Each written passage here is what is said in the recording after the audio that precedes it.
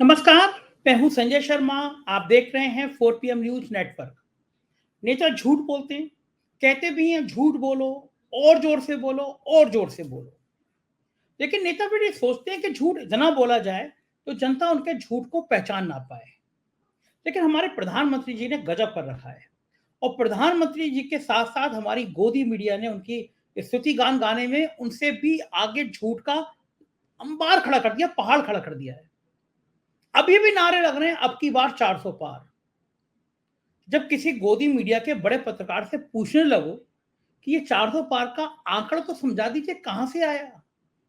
दक्षिण में भाजपा साफ, उत्तर पूर्वी राज्यों में हालत खराब, महाराष्ट्र में बुरी हालत, कर्नाटक में भारी नुकसान, उत्तर प्रदेश में सपा कांग्रेस के गठबंधन के बाद सीट का शेयरिंग के बाद पसीने उड़े, तो खेल हो कहां रहा है। बिहार में नीतीश बाबू को लाया, तेजस्वी का ग्राफ बढ़ गया। 400 पार या फिर 272 के लिए लाले पड़ना। और उत्तर प्रदेश जो भाजपा बड़ा सुरक्षित मान रही थी, वहां जो गुल खिल रहे हैं, उसने लखनऊ से दिल्ली तक तापमान बढ़ा दिया है। योगी आदित्यनाथ के तेवर, उनकी रणनीतियों ने दिल्ली को समझा दिया है कि योगी को सिर्फ प्यादा समझने की भूल ना करें। योगी के समर्थकों के संदेश बड़े मायने रख रहे हैं। उनमें से एक नाम है रघुराज प्रताप राजा भैया। समाजवादी पार्टी से 36 का आंकड़ा रहता था, लेकिन सपा के प्रदेश अध्यक्ष गए तो उनके सामने बैठ के खाने की थाली वाला फोटो भी जारी कर दिया गया। अखिलेश यादव से भी बात कर ली गई। वो भागे भागे भारतीय जनता पार्टी के प्रदेश अध्यक्ष अगले दिन राजा भैया के यहाँ पहुंच गए। और लोगों का कहना है कि राजा बिना भैया बिना योगी आदित्यनाथ की मर्जी के अखिलेश यादव से बात कर नहीं सकते, और अखिलेश यादव कभी नहीं चाहेंगे कि भाजपा मजबूत हो उत्तर प्रदेश में। तो गेम क्या है, गणित क्या है? कौन सा गणित ऐसा है जो मोदी के पसीने ला रहा है? कौन सा गणित ऐसा है जो भारतीय जनता पार्टी का आला कमान साहब और छोटे चाणक्य को उलझा रहा है, उत्तर प्रदेश में फंसा रहा है? और ये सब रहेगा तो 400 पार का सपना कहां पूरा होगा, कैसा पूरा होगा? ये सारी बातें की हैं हमने विस्तार से प्रोफेसर अभय दुबे जी के पास साथ। जाने माने पत्रकार, तमाम बड़े टीवी चैनलों पे आप उनको देखते रहते हैं। बहुत गहरी समझ है राजनीति की, बहुत गहरी समझ है मनोविज्ञान की, समाज शास्त्र की। तो जाहिर है अभय दुबे बताएंगे, बहुत बड़े खुलासे करेंगे। आपसे रिक्वेस्ट है पूरा इंटरव्यू सुनिएगा जरूर, और अपनी राय से अवगत कराइएगा जरूर चैनल को ज्वाइन करने के साथ। चलते हैं इन तमाम बातों के जवाब लेने के लिए अभय दुबे जी के साथ। स्वागत है अभय Dubey ji 4 PM news network में आपका। और आज मैं ये बात यहां से शुरू करना चाहता हूं कि मुझसे कहीं ज्यादा आपने चुनाव देखे हैं, मुझसे कहीं ज्यादा राजनीतिक दल देखे हैं, लेकिन इतना बड़ा ख्याली पुलाव और गोदी मीडिया का इतना ज्यादा ढोल बजाना कि अब की बार 400 पार। मैं चैनलों पे देख रहा था, कुछ पे बाकायदा बहस चल रही है, और चैनल के एंकर ये साबित कर रहे हैं कि साहब अब की बार 400 पार। कोई देश का प्रधानमंत्री इतने कॉन्फिडेंस के साथ झूठ कैसे बोल सकता है? पहले तो ये हो रहा था कि भाई इंडिया गठबंधन बिखर गया, अब तो सब में लड़ाई हो गई, उत्तर प्रदेश में लड़ाई हो गई, दिल्ली में हो गई। लेकिन जिस तरह से उत्तर प्रदेश में सीटों का बहुत सहज बंटवारा हुआ, और समाजवादी पार्टी से संकेत आ रहे हैं कि अखिलेश यादव न्याय यात्रा में शामिल होंगे, दिल्ली में भी मामला लगभग सुलझ गया। उसके बाद 400 पार, ये आंकड़ा क्यों कहा जाता है? सबको पता है कि झूठ है, तो ये बात क्यों बार बार कही जा रही है? देखिए, मैं आपको 2019 की याद दिलाऊंगा। 2019 में तो कोई इंडिया गठबंधन नाम की कोई चीज थी नहीं, सोचा भी नहीं गया था इस बारे में। जो जो गैर भाजपा विपक्ष की एकता थी वो तकरीबन जीरो थी। उत्तर प्रदेश में समाजवादी पार्टी और बहुजन समाज पार्टी ने गठजोड़ किया था, लेकिन वो गठजोड़ भी उस तरीके से उसके पीछे कोई राष्ट्रीय परिप्रेक्ष्य नहीं था। उसके पीछे मतलब उसके पास कोई प्रधानमंत्री पद का उम्मीदवार नहीं था, उसके पीछे कोई राष्ट्रीय नारा नहीं था, कोई नेशनल नैरेटिव नहीं था उसके पीछे एकता का। तो मतदाता की समझ में नहीं आता था कि भाई इनको हम क्यों वोट दें, क्योंकि भाई उत्तर प्रदेश विधानसभा का चुनाव तो हो नहीं रहा है। उसके बावजूद भी भाजपा को कितनी सीटें मिली थी? भाजपा को 303 सीटें प्राप्त हुई थी उसके बावजूद भी। अच्छा, आज एक गैर भाजपा एकता का एक प्रतीक स्वरूप इंडिया गठबंधन है।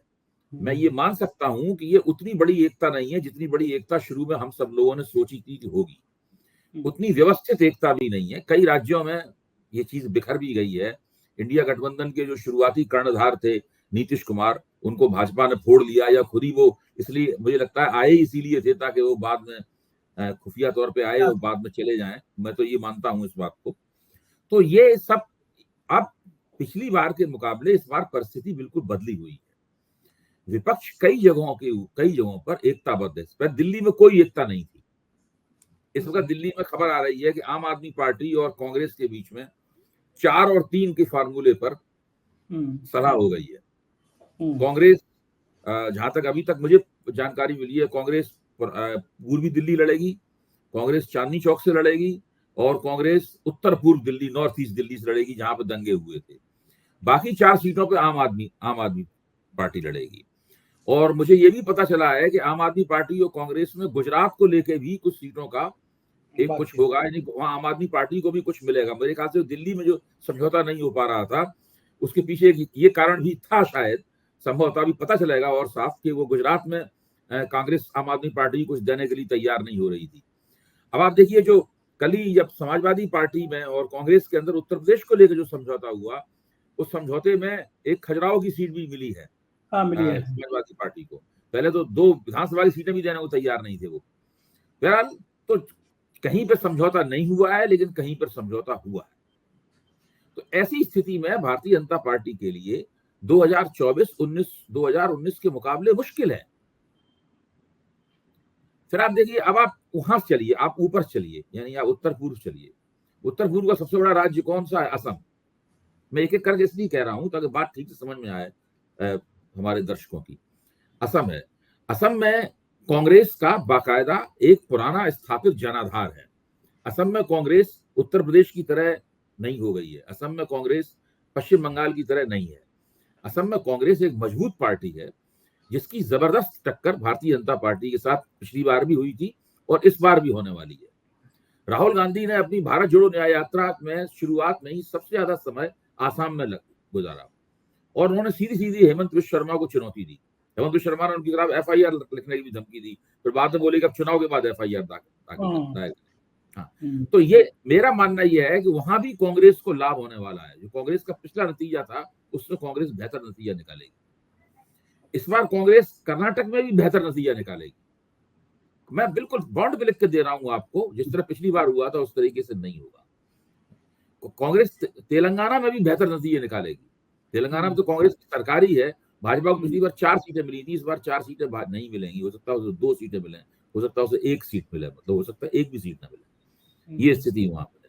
तो एक ऐसी स्थिति में पहली भाजपा के सामने असली और पहली चुनौती ये है कि पहले 272 लाख दिखाए। ये बड़ी बात कही आपने। पहली चुनौती ये है कि पहले आप 272 लाख दिखाएं। दूसरी चुनौती ये है कि अब आप 300 पार करके 300 पार करें। इसके बाद ही तय होगा ना कि आप फिर 350 पहुंचेंगे कि नहीं पहुंचेंगे, 370 पे पहुंचेंगे कि नहीं पहुंचेंगे।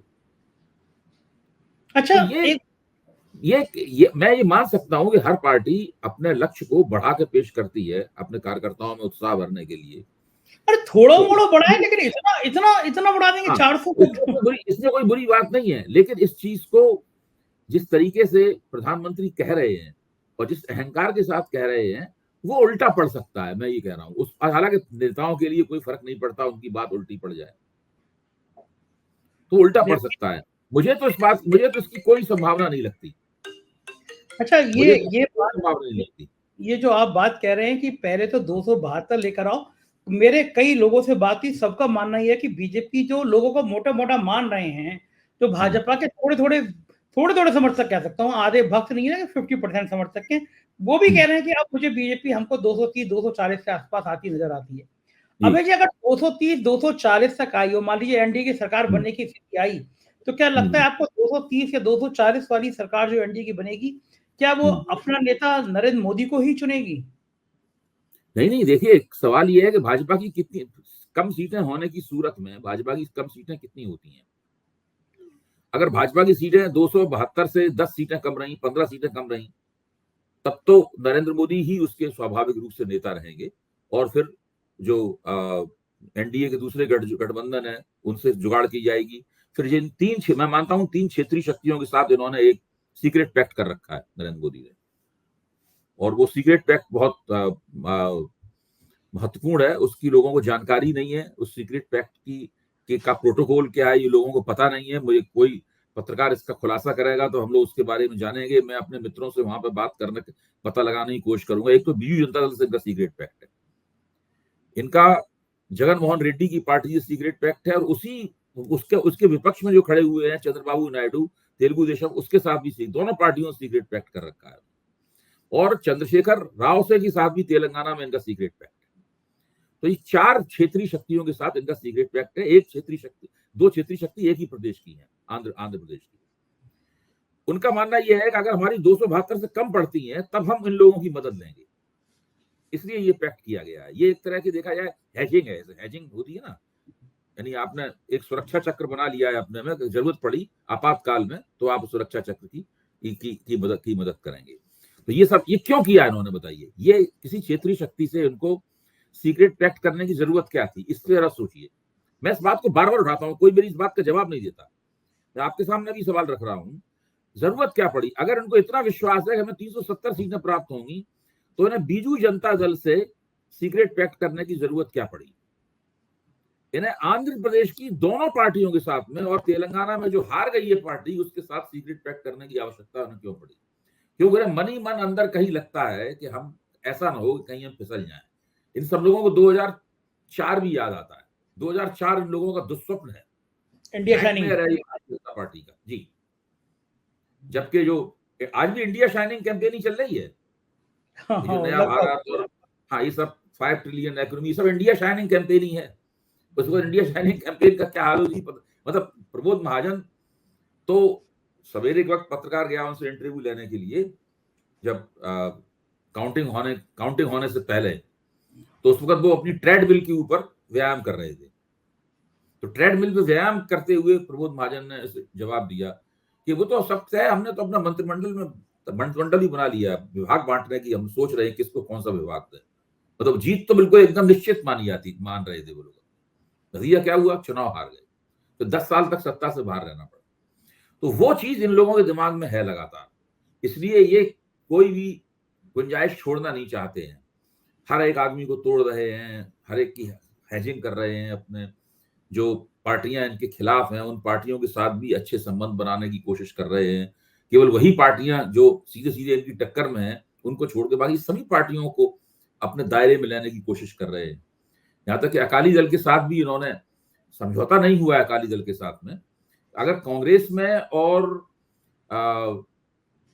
में और आम आदमी पार्टी में पंजाब में समझौता हो जाता तो ये भी अकाली दल के साथ समझौता कर लेती। अकाली दल ही समझौता करने को तैयार नहीं होता, क्योंकि उन दोनों ने समझौता नहीं किया, इसलिए उन दोनों ने भी समझौता नहीं कर लिया। इस तरह से अकाली दल के साथ भी इनका एक तरह का अनकहा बंदोबस्त इन्होंने बना लिया है, क्योंकि इनका जो बाकी जो एनडीए है वो तो कुछ है ही नहीं, ना के बराबर है। और इस बार ये भी जानते हैं कि बिहार में नीतीश कुमार की उम्मीदवार हारेंगे। हाँ, तेजस्वी के पक्ष में बहुत माहौल बन गया। उनको देखिए, न तो रामविलास न तो चिराग पासवान की पार्टी के लोग वोट देंगे उस तरह से पहले देते थे, नहीं मांझी के लोग वोट देंगे, ना ही उपेंद्र कुशवाहा के लोग वोट देंगे, ना मुकेश सहनी के लोग वोट देंगे, और ना ही भारतीय जनता पार्टी का जनाधार वोट देने में नीतीश को उतना उत्साह दिखाएगा। तो ये एक ऐसी स्थिति है जिसमें इनके लिए ये सब तरह तरह के बंदोबस्त करना जरूरी है। खुद इनके मन में शंका है कि ये 300 का 2019 का फिगर दोहरा पाएंगे या नहीं दोहरा पाएंगे। इसलिए ये बिल्कुल हवाई किस्म की बातें हैं कि हम 370 प्राप्त करेंगे और एनडीए के गठजोड़ सहयोगी दलों की मदद से हम 400 पार चले जाएंगे। ये वैसे कह रहे हैं। और अभय जी, हमारे महाराष्ट्र में जो स्थानीय संपादक है जितेंद्र दीक्षित, उन्होंने ये भी कहा कि महाराष्ट्र में भारतीय जनता पार्टी के प्रति बड़ा गुस्सा है लोगों में। महाराष्ट्र के बड़े बड़े उद्योग गुजरात भेज दिए गए, और जिस तरह से ये तोड़फोड़ की गई है, सहानुभूति उद्धव के पक्ष में ज्यादा है वहां पर, कि उसके संग ठाकरे परिवार के संग धोखा दिया गया, बड़ी इंडस्ट्री गुजरात भेज दी गई, टैक्स वहां चला गया, नौकरियां वहां चली गई। तो महाराष्ट्र से भी क्या आपको लगता है कि बड़ा डेंट महाराष्ट्र से भी पड़ सकता है? नहीं, बिल्कुल हकीकत है। आप अभी देखिए, दो देश के मूड को नापने वाले 2 सर्वे हुए। एक सर्वे नीतीश कुमार की पलटी मारने से पहले का है और एक नीतीश कुमार की पलटी मारने के बाद का सर्वे। आज तक में जो सर्वे हुआ वो नीतीश कुमार की पलटी मारने के बाद हुआ, एबीपी में जो सर्वे हुआ था वो नीतीश कुमार के पलटी मारने के पहले हुआ था। दोनों ही सर्वे में महाराष्ट्र में भारतीय जनता पार्टी पिछड़ रही है इंडिया गठबंधन के मुकाबले। महाराष्ट्र में महायुति और महायुति का और महाविकास अघाड़ी इंडिया गठबंधन है, महायुति एनडीए है। तो वहां पे दोनों जगह पिछड़ रही है वहां पे। और ये आपकी बात बिल्कुल सही है, जो मराठा वोटर है उसकी हमदर्दी जो है वो उद्धव ठाकरे के साथ है। उद्धव ठाकरे मुख्यमंत्री के तौर पर भी उनका रिकॉर्ड बहुत अच्छा था, हालांकि वो उतने चतुर राजनेता नहीं साबित हो पाए कि अपनी पार्टी को टूटने से बचा पाते, और भाजपा ने उनकी पार्टी को तोड़ दिया। लेकिन एक व्यक्ति के तौर पर और वो जनता को जो आश्वस्ति निभाते, एक प्रशासक के तौर पर, मुख्यमंत्री के तौर पर उनका कार्यकाल बहुत अच्छा रहा। यहां तक कि जब मुख्यमंत्रियों की रेटिंग होती थी तो उद्धव ठाकरे का नाम मुख्यमंत्रियों की, क्षमतावान मुख्यमंत्रियों की रेटिंग में काफी ऊपर हुआ करता था। तो मैं ये मानता हूं कि ये दोनों जगह भाजपा के लिए वाटरलू साबित हो सकते हैं। इसलिए नेपोलियन वाटरलू में जाके हार गया था, विश्व विजेता था, लेकिन वाटरलू के मैदान में पराजित हो गया था नेपोलियन, इसीलिए एक मुहावरा बन गया कि वो उसके लिए वाटरलू साबित हो सकता है। अच्छा भाई जी, दूसरा राज्य आ जाता है उत्तर प्रदेश, जहां पे बड़ा सपने थे कि हम 70 पार और 75 पार, 80 की 80 जीतेंगे। क्या लग रहा है इस समाजवादी पार्टी और कांग्रेस के गठबंधन के बाद क्या वाकई में पिछली बार से ज्यादा सीटें जीतेंगे, उतनी जीतेंगे, कम रह जाएंगे? क्या आपको, चूंकि आप उत्तर प्रदेश में, आपका बड़ा लंबा अनुभव रहा है, आप यहाँ बहुत सालों गुजारे हैं, राजनीति देखी है आपने, क्या लग रहा है उत्तर प्रदेश क्या संदेश देगा एनडीए के लिए और इंडिया उत्तर गठबंधन? प्रदेश में कम से कम एक संदेश तो दे ही दिया है कि जो गैर भाजपा विपक्ष की एक हद तक एकता हो गई। कांग्रेस और समाजवादी पार्टी के बीच में एकता का सीधा मतलब यह है कि अब उत्तर प्रदेश का जो अल्पसंख्यक वोटर है उसकी दिशा, उसके मतदान की दिशा निर्धारित हो गई है। वहां अब कोई कंफ्यूजन नहीं है, किसी किस्म का विवाद नहीं है, किसी किस्म का भ्रम नहीं है, उसको कहां वोट देना है उसको पता है। फिर पिछड़ी जातियों के लिए एक पूरा ध्रुव प्राप्त हो गया है, और ऊंची जातियों में जितने भी असंतुष्ट तत्व हैं, जो आदित्यनाथ सरकार से असंतुष्ट हैं या भारतीय जनता पार्टी में आदित्यनाथ सरकार के खिलाफ जो तिकड़म होती रहती है उससे असंतुष्ट लोग हैं, उन सबके लिए भी एक ध्रुव मिल गया है।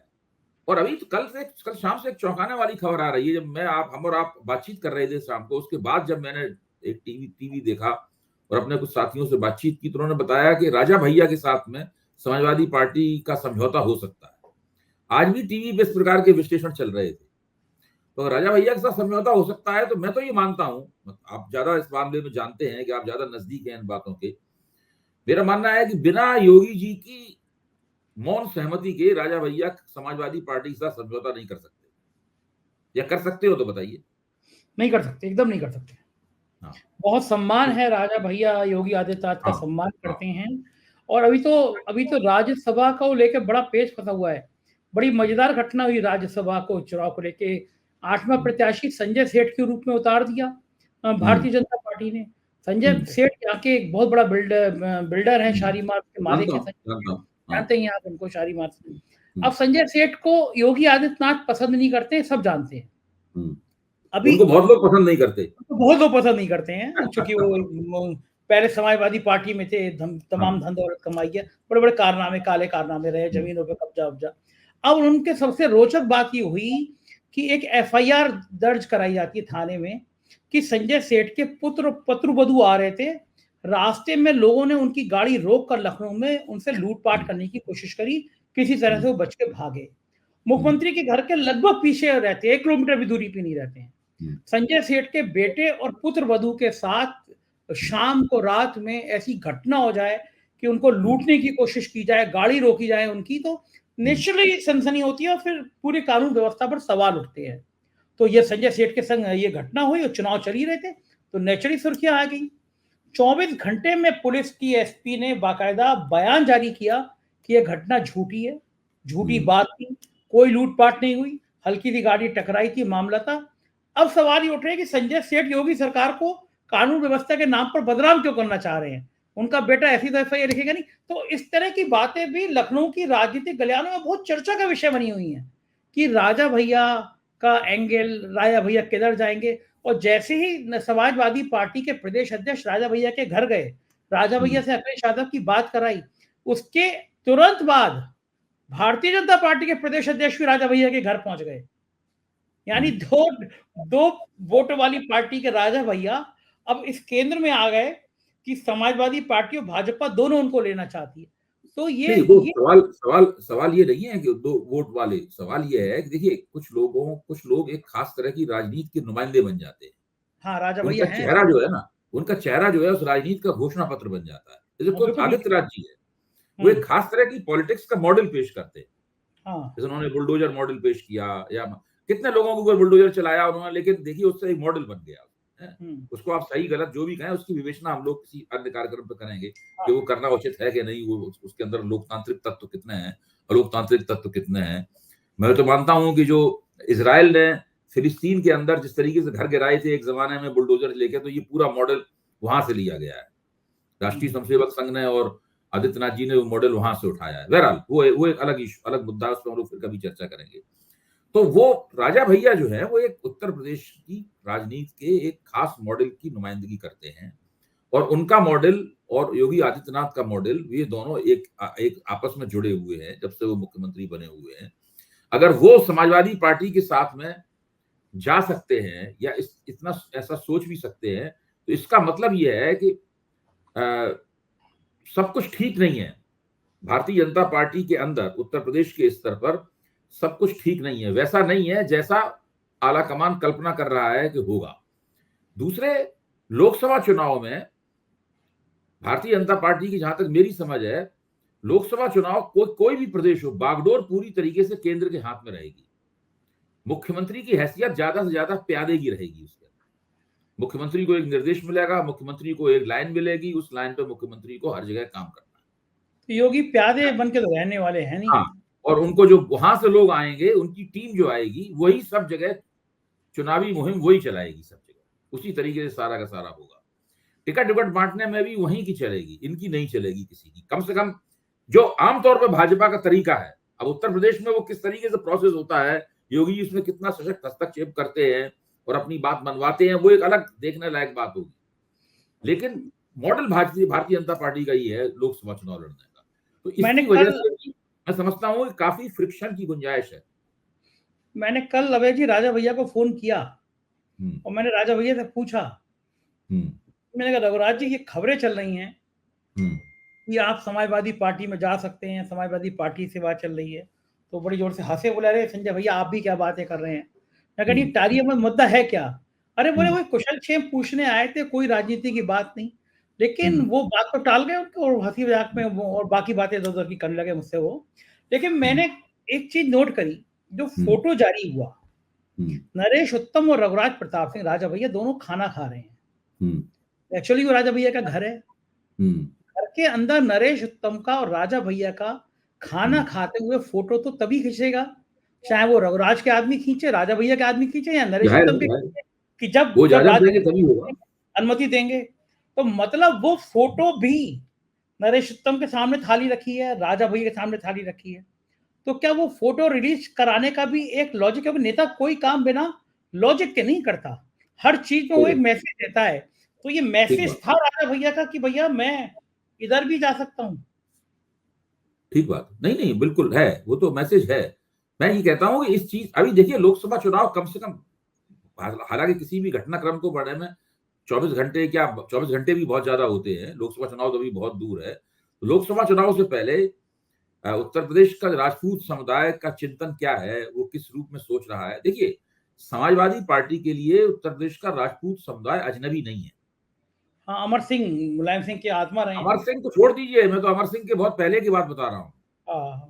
द्विज जातियों में ब्राह्मणों को अगर आप छोड़ दें तो उसमें वैश्य जाति और राजपूत समुदाय, ये दोनों, इन दोनों का एक अच्छा खासा हिस्सा कई जिलों में समाजवादी पार्टी के प्रति हमदर्दी रखता था और समाजवादी पार्टी के लिए काम करता रहता।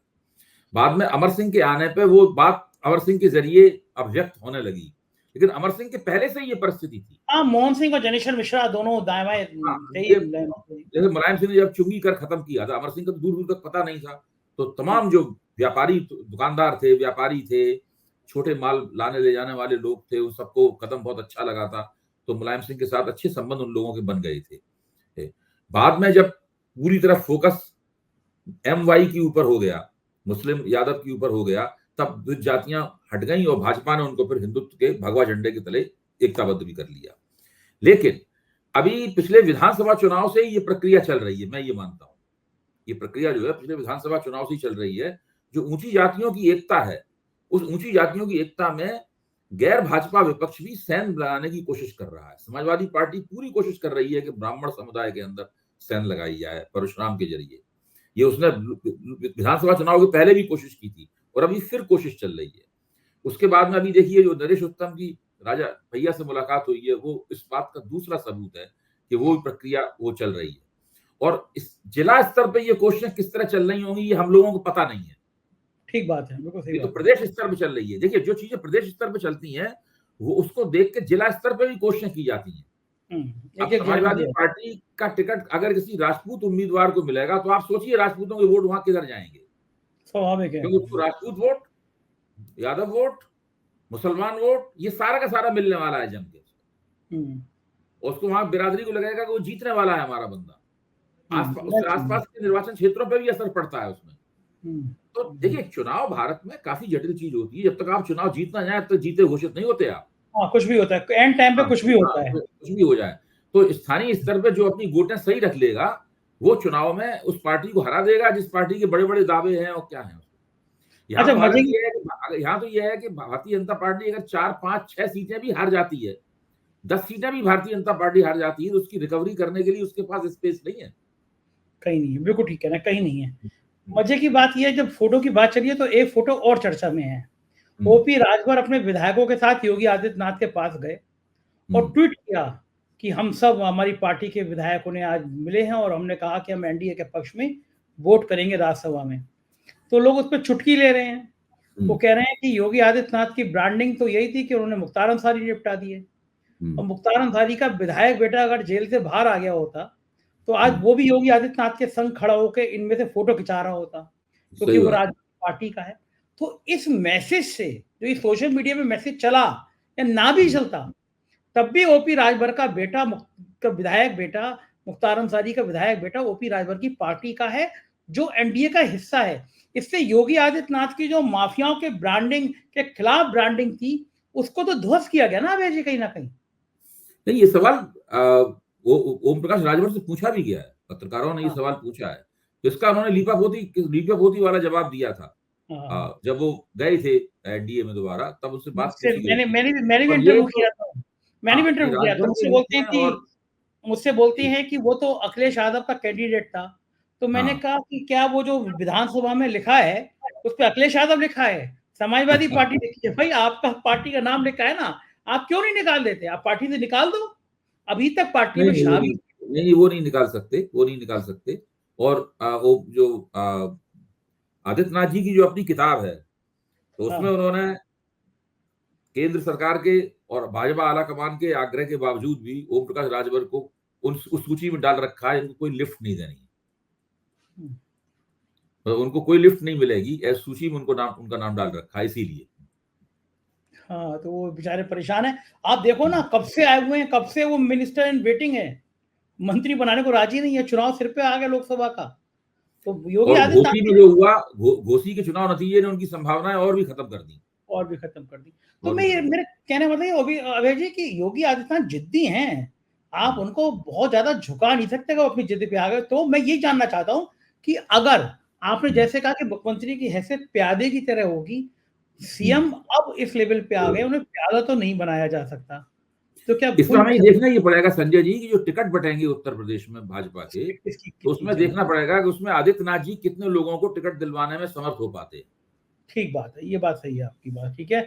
उसी से तय होगा कि उत्तर प्रदेश में उनका भविष्य क्या है। जी, और एक 2-2 सीट वाले जो राज हैं, मैं देख रहा था लद्दाख में जो सरकार के विरोध में रैली निकली, लद्दाख के इतिहास में नहीं इतनी बड़ी रैली निकली होगी। तो भली 1 सीट हो, 2 सीट हो, मणिपुर, मिजोरम, इसमें भी जो केंद्र के प्रति जो नाराजगी है, मुझे लगता है उत्तर पूर्व इस बार भारतीय जनता पार्टी के खिलाफ कुछ बोलेगा।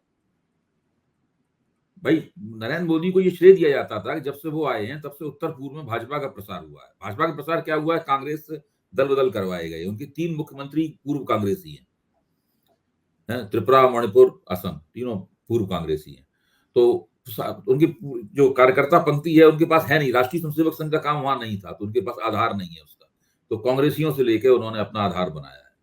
तो इस बार जो मणिपुर की घटना हुई है, उस घटना ने भारतीय जनता पार्टी की जो दावेदारियां थी उत्तर पूर्व के बारे में, उसकी काफी पोल खोली है। अभी आप देखिए, रेखा शर्मा है जो राष्ट्रीय महिला आयोग की अध्यक्ष है, वो संदेश खाली के मुद्दे पर बहुत ज्यादा सक्रिय हैं, बंगाल गई हुई हैं, वहीं बैठी हुई हैं, लगातार प्रेस कॉन्फ्रेंस कर रही हैं, पश्चिम बंगाल में राष्ट्रपति शासन लगाए जाने की वकालत कर रही हैं, जो काम इनका महिला आयोग का नहीं है। महिला आयोग का काम महिलाओं के हितरक्षा काम है, किसी राज्य में राष्ट्रपति शासन लगाने की मांग करना महिला आयोग का काम नहीं है। तो वही रेखा शर्मा जब मणिपुर में स्त्रियों को निर्वस्त्र करके घुमाया जा रहा था और उनके गुप्तांगों को अपमानित किया जा रहा था, उस वक्त रेखा शर्मा क्या कर रही थी? क्या वो मणिपुर गई थी? तब उन्होंने केवल एक खत भेज दिया था वहां के मुख्य सचिव और डीजीपी को, बस। इसके अलावा महिला आयोग ने मणिपुर को लेकर कोई हस्तक्षेप नहीं किया। यानी पूरी तरह राष्ट्रीय महिला आयोग जो है भारतीय जनता पार्टी का चुनावी संगठन बना हुआ है। बिल्कुल ठीक बात है, सारी संवैधानिक संस्थाओं का यही हाल कर रखा है। और जाहिर है कि इस बार का चुनाव बहुत रोचक और बहुत मजेदार और बहुत संकेत लेकर आएगा। बहुत बहुत शुक्रिया अभय जी, आपने इतनी विस्तार से हमको सारी बातें समझाई, धन्यवाद। तो ये थे अभय द्विवेदी जी, और फिर घूम फिर के बात ये आ रही है कि संभव नहीं है इस बार 400 पार, मुश्किल है इस बार 272 पार। आप क्या सोचते हैं? अपनी राय से जरूर अवगत कराइएगा। चैनल को ज्वाइन कीजिएगा, सब्सक्राइब करिएगा। हमारे राज्यों के चैनल हैं 4PM यूपी, बिहार, गुजरात, महाराष्ट्र, राजस्थान, कर्नाटक, मध्य प्रदेश और 4PM बॉलीवुड, उन्हें भी सब्सक्राइब करिएगा। शुक्रिया, थैंक यू।